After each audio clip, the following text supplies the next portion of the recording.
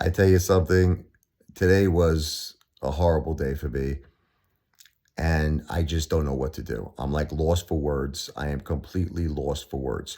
So here's what's going on with my wife. Okay. So she's still in the ventilator. Today was a scary day. Her blood pressure, for the first time, dropped to a level that was very low.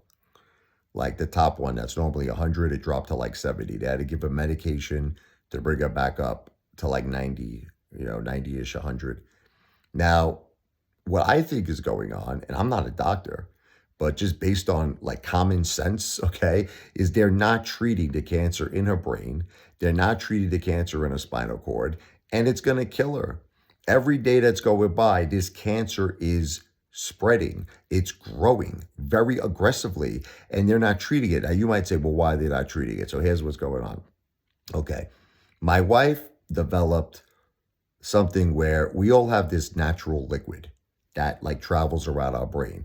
But because she has like these several tumors in her brain, the liquid can't travel correctly and it's getting stuck in it, that it just starts building up. So they had to put in this thing, it's called an EVD. Now, this is the temporary thing. A shunt is the permanent one, which the doctor wants to do as well. But here's what the problem is.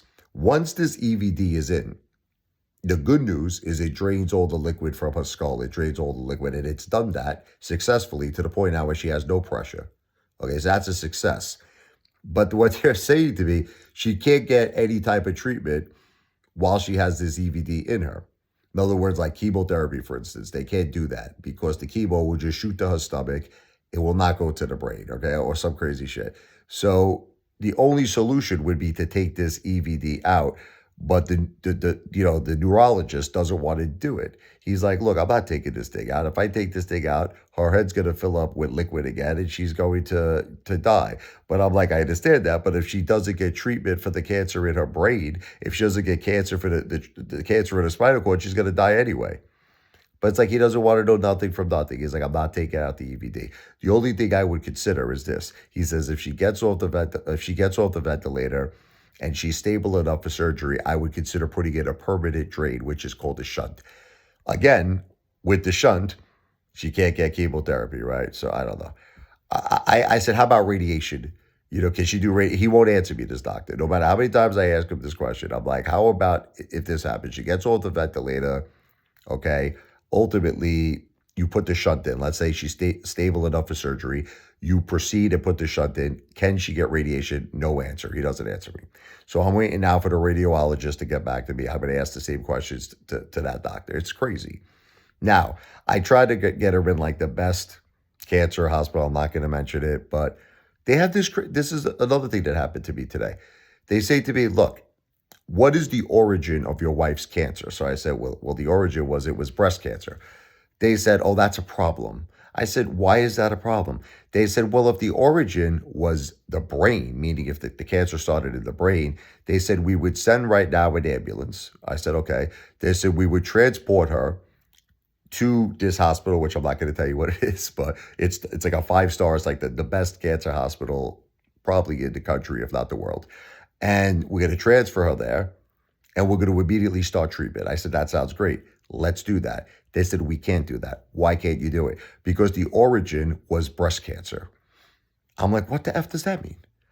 what the F-U-C-K does that mean? They say, because the origin was breast cancer, we cannot do that. So I'm like, so then what could you do? Well, you're going to have to discharge your wife and drive her here for an appointment. I'm like, what the F are you talking about, Willis? This girl is on a ventilator, I was trying to explain to these people. She hasn't moved in like 10 days. You want me to discharge her, put her in my car, drive her to the hospital just for an appointment, meaning like an outpatient, meaning they're not even going to admit her. They just want to meet with her for an appointment and evaluate what they're going to do next, right? Oh my God. And that's all because the origin was breast cancer. Now, this girl's in a ventilator so long, the cancer is growing and growing and growing. Her blood pressure for the first time dropped today. That was scary. They had to give her medication. They brought it back up. But I feel like then these psychopathic doctors, right? Listen to this. These psychopathic Norman Bates doctors, they're like, we would like to do an MRI. to see if the cancer has progressed in her brain. And I'm thinking to myself, but if you're not going to treat her, then what's the difference, right? That's exactly what I'm going to tell this Baba Luke radiologist when he calls me. I'm going to say, let me ask you a question. Are you going to treat my wife? No. Okay, great. Why are you going to do an MRI then for? What is this, like a game? You just want to see the cancer grow? Does it get you excited like the Pointer Sisters? You're like, I'm so excited and I just can't hide it. Like you just want to see the cancer grow? Is this the game? So I told them to hold off. I said, look, let's get this girl off the ventilator here, you friggin' psychos. Let's get her off the ventilator. And because that's her only chance. Her only chance is to get off the ventilator. Hopefully she could speak. Hopefully she's somewhat okay. Then I got a few options. Like I said, maybe by some miracle, I could discharge her if she's somewhat okay, get her to the hospital, that's the 5-star hospital, and see if they could do something for her. But I feel like that's the only option here, because they don't want to treat her because of this crazy EVD. That's all they want to do. They just want to treat the liquid in the skull. That's all they want to treat. But by doing that, they're not treating the cancer in the brain. They're not treating the cancer in the spine. And it's growing. And it's like, what can I do? There's nothing I can do. I'm screaming at these people. I'm yelling at these people. But what can I do? What would you do? How would you handle this? Let me know. Oh, what a frustrating day. You know I have a service. My family is going through an extremely difficult time.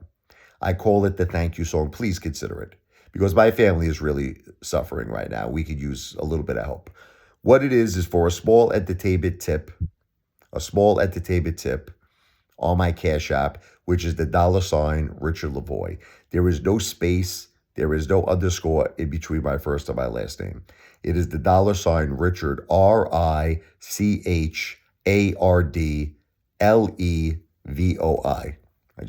That was not an important call. Let me repeat that. I just saw something pop up on my phone. That was not important. Believe me, if it was important, I'd run to get it. The $ RichardLevoi, that is my Cash App. So once again, there's no underscore, no spaces in between my first and my last name. The $ Richard, RichardLevoi. That is my Cash App. Any small entertainment tip, all this information is in the description of this video, by the way. Any small entertainment tip to my Cash App, that's my piano bar jaw. I will record and write the thank you song for you. That is just my way of saying thank you for helping my family and my wife in the most difficult time of our lives. God bless you and God bless your family.